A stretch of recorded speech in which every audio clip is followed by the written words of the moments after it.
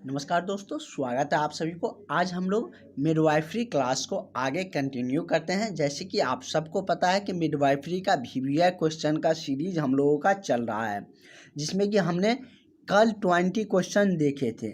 आज भी हम लोग 20 और उससे अधिक क्वेश्चन देखने जा रहे हैं। बहुत ही इम्पोर्टेंट टॉपिक है आपके एग्ज़ाम की दृष्टि से। आप JNM ANM जो भी एग्ज़ाम आपका तैयारी कर रहे हैं, प्रिपरेशन कर रहे हैं, क्योंकि ये कॉमन टॉपिक है और सबसे ज़्यादा पूछे जाने वाला ये टॉपिक है। तो ज़रूर आप लोग इस टॉपिक को अच्छा से कवर करिए, क्योंकि इस टॉपिक से ज़्यादा सवाल आपको देखने को मिलेंगे। सारा नोट्स इससे पहले भी हमने मिडवाइफरी का लगभग 300 क्वेश्चन करवा चुके हैं।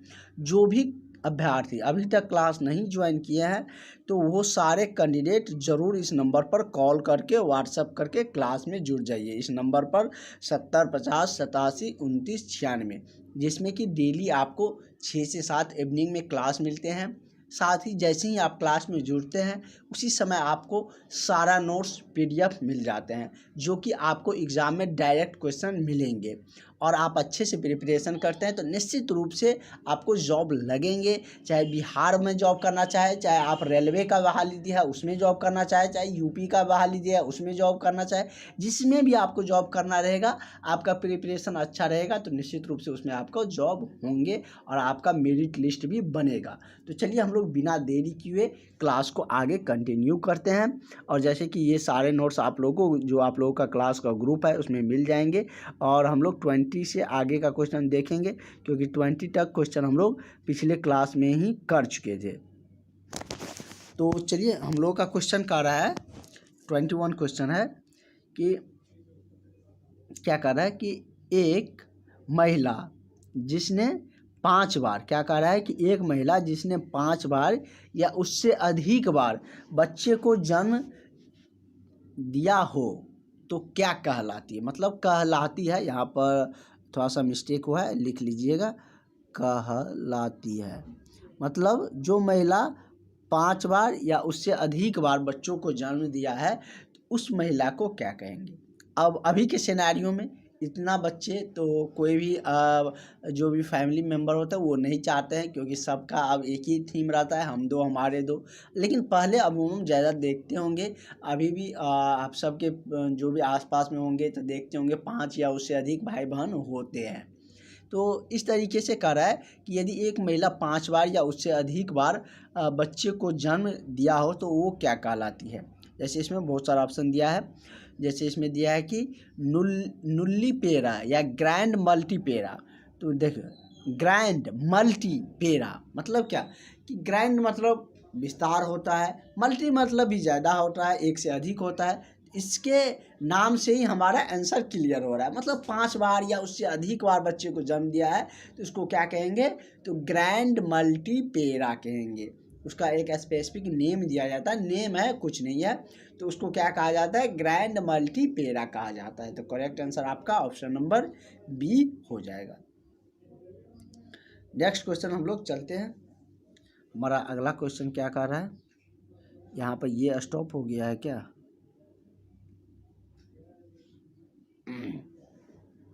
नेक्स्ट है कि लैंगिक परिपक्वता को लेकर जो रजोनिवृत्ति तक की जो बीच की संपूर्ण प्रवृत्ति अवस्था होती है वो क्या कहलाती है।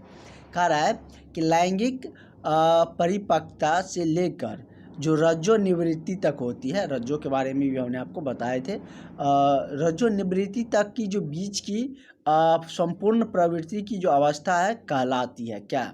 इसमें ऑप्शन दिया है कि कैलोमैक्टेरिक या पोवर्टी कह सकते हैं, पोवर्टी या मेनार्चे या थेलार्चे। तो क्या कहा जाता है, तो लैंगिक परिपक्वता से लेकर जो रजोनिवृत्ति तक के बीच का जो संपूर्ण प्रवृत्ति की जो अवस्था है उसको पुबेर्टी कहा जाता है। प्रवृत्ति की अवस्था है तो उसको पुबेर्टी कहे जाते हैं। तो इसका करेक्ट आंसर आपका क्या हो जाएगा, ऑप्शन नंबर आपका B हो जाएगा। इस पर कंफ्यूज मत करिएगा, आज ये रुक गया है, नहीं तो यहाँ पर आंसर शो करता था। नेक्स्ट है,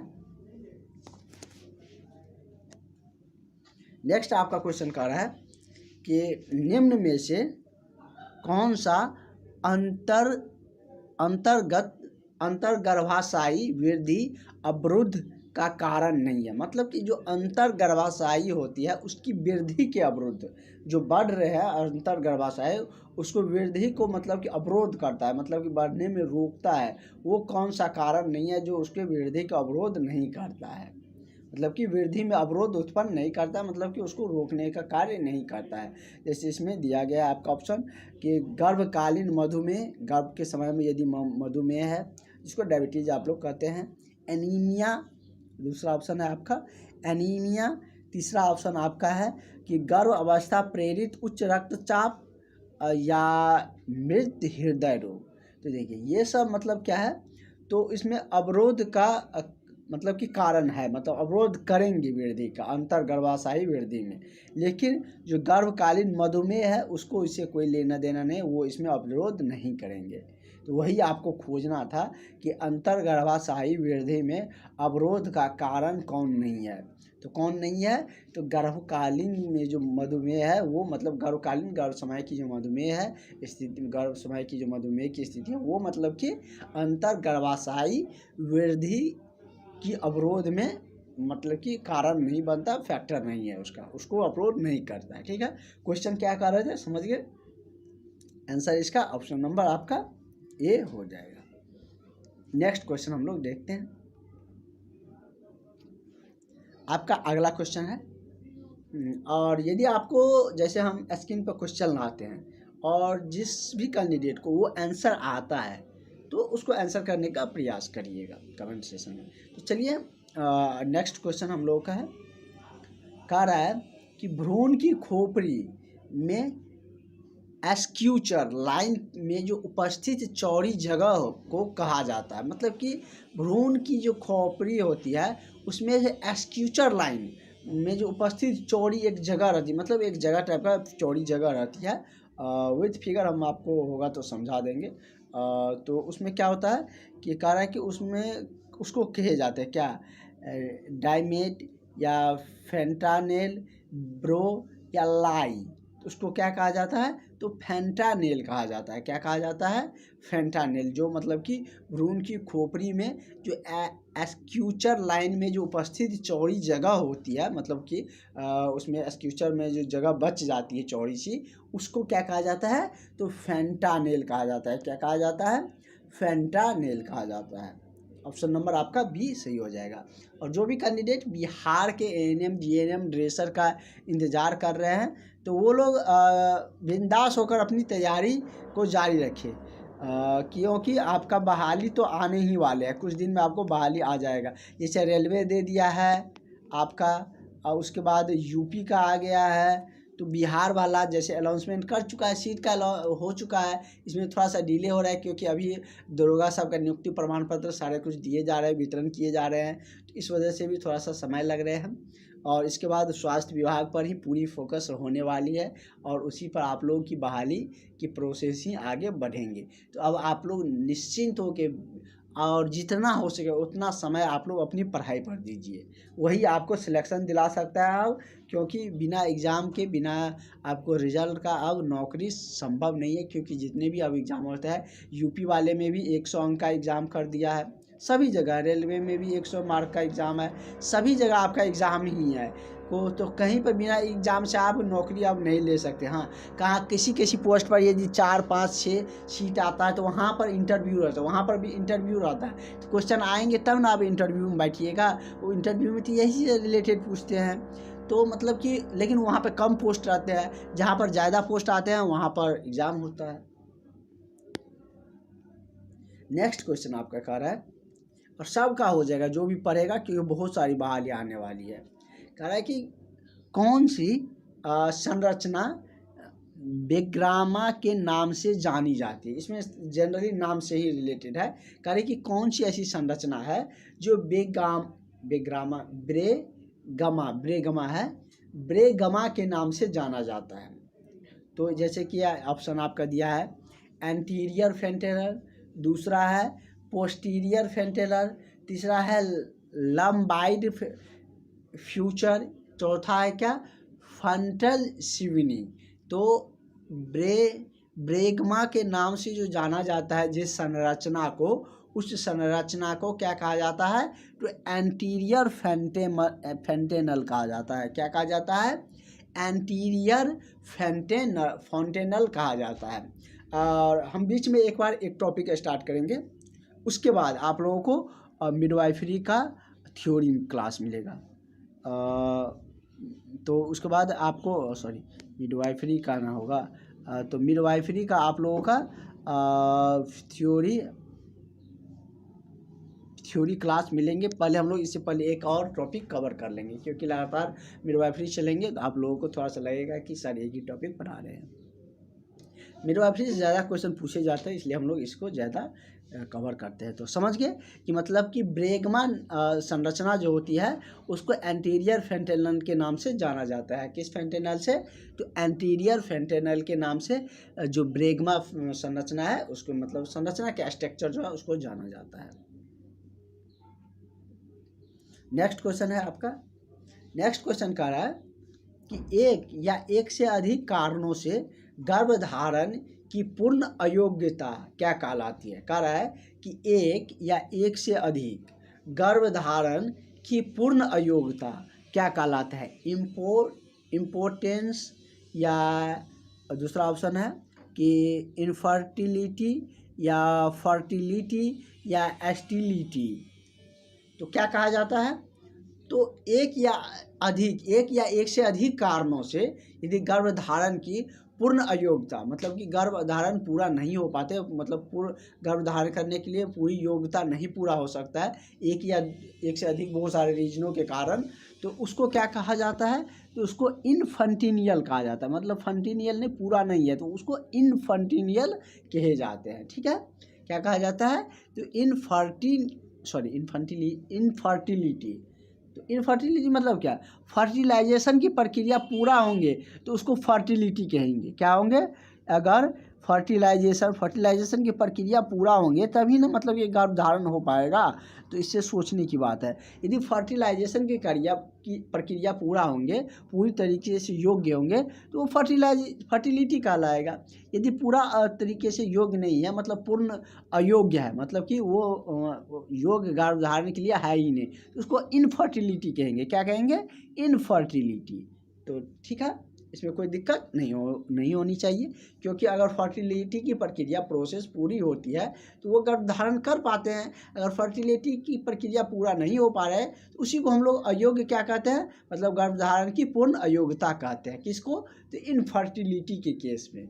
वही क्वेश्चन है, घुमा के भी कैसे भी पूछेगा तो आप उसका जवाब देने के लिए सक्षम है। इस तरीके से एक्सप्लेन करके बता दिया आपको। मतलब कि एक या एक से अधिक बहुत सारा रीज़न हो सकता है जो कि गर्भधारण की अपूर्णता, मतलब कि उसको अयोग्य नहीं करने देता, मतलब गर्भधारण नहीं करने देता है। बहुत सारा के रीज़न हो सकता है, तो उसको हम इनफर्टिलिटी कहेंगे। नेक्स्ट क्वेश्चन पर चलते हैं। हम लोगों का नेक्स्ट क्वेश्चन कह रहा है कि प्री एक्लैम्प्सिया, क्या कह रहा है? प्री एक्लैम्प्सिया का निश्चित उपचार क्या है? मतलब कि इसमें बहुत सारा दिया गया, 4 ऑप्शन में कह रहा है कि इसका जो निश्चित उपचार है वो क्या है, ये आपसे पूछ रहे हैं। तो इसमें ऑप्शन आपका दिया है कि बाएं पार्श्व स्थिति, गर्भ अवस्था की समाप्ति, उच्च प्रोटीन आहार, मैग्नीशियम सल्फेट। तो प्री एक्लैम्प्सिया का जो निश्चित उपचार है वो क्या है? गर्भ अवस्था की समाप्ति। ये क्या है? यही एक प्री एक्लैम्प्सिया का निश्चित उपचार है। तो वो क्या है? मतलब कि गर्भ अवस्था की समाप्ति ही प्री एक्लैम्प्सिया की निश्चित उपचार है। तो इसका करेक्ट आंसर आपका ऑप्शन नंबर बी सही हो जाएगा। नेक्स्ट क्वेश्चन आपका कह रहा है कि फीमेल पेल्विस और मेल पेल्विस अलग होते हैं। तो वही कह रहा है कि फीमेल पेल्विस का उच्चतम व्यास कितना होता है? व्यास आप लोग जानते हैं ना, जैसे क्या, मतलब कि कोई भी सर्कुलर डायग्राम है उसका जो सबसे लंबवत दूरी होती है, जैसे यहाँ पर भी दूरी है, दो बिंदु को मिलाएंगे, यहाँ पर भी दूरी है 2 बिंदु को मिलाने पर, लेकिन सबसे बीच की दूरी यहाँ वाला क्या है? सबसे लंबी दूरी है 2 बिंदु को मिलाने पर, 2 स्पर्श रेखा को। तो 2 स्पर्श रेखा को मिलाने पर जो सबसे लंबा जो दूरी होती है वही क्या होता है? व्यास होता है। मैथमेटिकल टर्म में भी यही होता है, मतलब व्यास का परिभाषा होते हैं। वही कह रहा है कि फीमेल पेल्विस का उच्चतम व्यास अधिकतम व्यास होता है क्या? एंटीरियर पार्श्व व्यास या ट्रांसर्व व्यास या तिरछा व्यास या ऊपर जो सभी दिए गए मतलब कि all of these.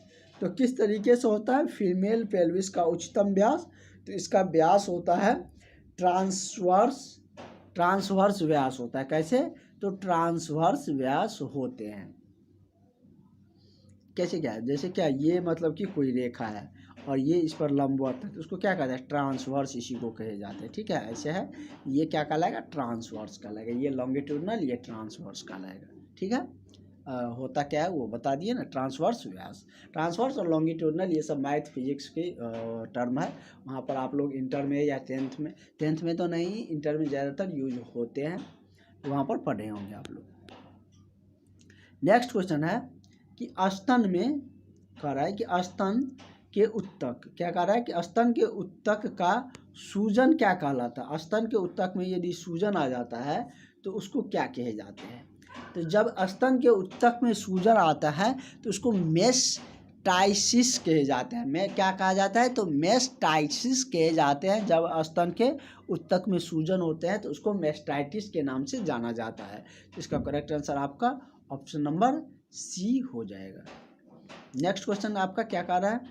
Question number 30 कह रहा है कि भ्रूण परिसंचरता का वह भाग जो कि जन्म के पश्चात फोसा ओवेलिस बन जाता है। कह रहा है कि भ्रूण परिसंरचना का वह भाग जो कि जन्म के पश्चात फोसा ओवेलिस बन जाता है उसको क्या कहा जाता है? गर्भनाल धमनियाँ या डक्ट और आर्टेरियस या फोरोमेल ओरल या गर्भनाल नस। तो उसको क्या कहा जाता है? तो उसे कहा जाता है फोरमेन ओरेवल। क्या कहा जाता है? फोरमेन ओरेवल कहे जाते हैं। जब भ्रूण संरचना का भाग जो कि जन्म के पश्चात फोसा ओरेलिस बन जाता है तो उसको फोरामेन ओवेल कहे जाते हैं। क्या कहा जाता है? फोरामेन ओवेल का ओवेलिस बन जाता है तो उसको फोरामेन ओवेल कहे जाते हैं। मतलब कि फोरामेन ओवेल से वो फोसा ओवेलिस बन जाता है। ठीक है।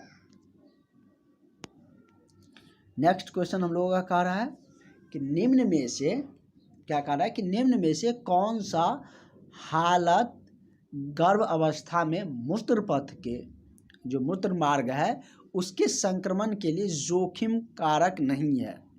मतलब कि इनमें से कौन सा ऐसा हालत है या कौन सा ऐसा रोग है, मतलब कौन सा इसमें जो दिया गया है वो मतलब कि गर्भ अवस्था में मूत्र के पथ जो मूत्र नल होता है मूत्र मार्ग होते हैं उसमें संक्रमण के लिए जोखिम का कारक नहीं है, मतलब उससे कोई खतरा नहीं है मूत्र मार्ग में।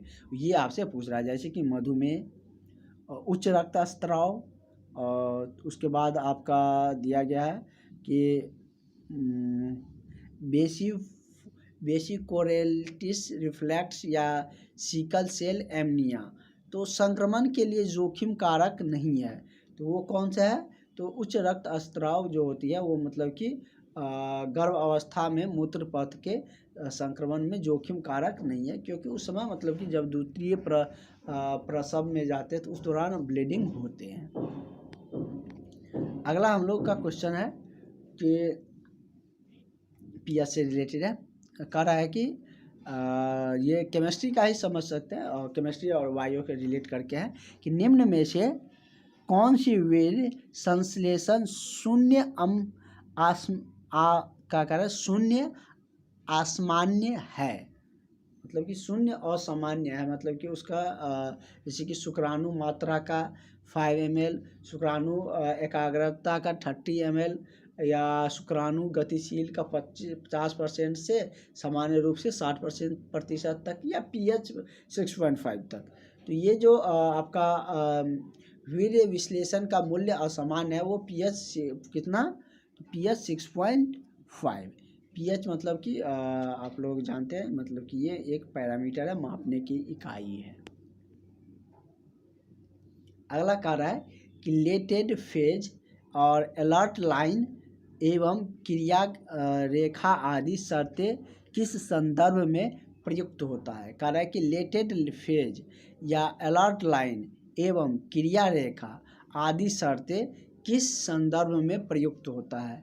बायोफिजिकल प्रोफाइल में, या गैर तनाव परीक्षण में, या एमनियासेंटेसिस में, या पोर्टोग्राफ में। तो पोर्टोग्राफ क्या है? फोटोग्राफ को लेकर कल एक स्टूडेंट ने क्वेश्चन पूछा था। फोटोग्राफ क्या मतलब कि एक चार्ट होता है जो कि मतलब कि एक पेज पर बनाया जाता है, गर्भ अवस्था की स्थिति को दिखाता है, कितना क्या डेवलपमेंट है, क्या कुछ हुआ है फोटोग्राफ में। उसमें ग्राफ जैसे क्या कोई ग्राफ में रिकॉर्ड करके ऐसे ऐसे बताया जाता है ना, वही एक तरीके से ग्राफ होता है। जैसे कि इस पेज पर ग्राफ दिया रहेगा, उस तरीके से यहाँ पर उसका सारा कुछ लिखा रहेगा, PSC लिखा रहेगा कितना है, सारा कुछ उसमें डिटेल लिखा रहता है। मतलब कि जो भी गर्भावस्था में परिवर्तन हुए हैं, कितना डेवलपमेंट हुआ है, उसका सारा डिटेल्स उसमें उस ग्राफ में, उस चार्ट में लिख दिया जाता है। तो उसी को फोटोग्राफ कहे जाते हैं। ठीक है, इसका होगा तो कल हम लोग चर्चा भी करेंगे। और इसका यही आंसर भी हो जाएगा। मतलब कि लेटेड फेज, अलर्ट लाइन एवं क्रिया आदि जो शर्तें होते हैं वो संदर्भित किससे होते हैं? तो ये संदर्भित होते हैं, ये सब फोटोग्राफ में इंडिकेट मतलब वहाँ पर बताया है, तो वहाँ पर मतलब कि उसमें डिनोट किया जाता है, सूचित किया जाता है। लेटेड फेज, अलर्ट लाइन की क्रिया, ये सारे कुछ वहाँ पर संदर्भित रहता है फोटोग्राफ में। तो करेक्ट आंसर इसका ऑप्शन नंबर डी हो जाएगा। और इस क्वेश्चन को आज हम लोग यहीं पर स्टॉप करते हैं, इसको कल और ग्राफ के जरिए एक्सप्लेन करेंगे। ठीक है, तो मिलते हैं नेक्स्ट क्लास में। Thank you.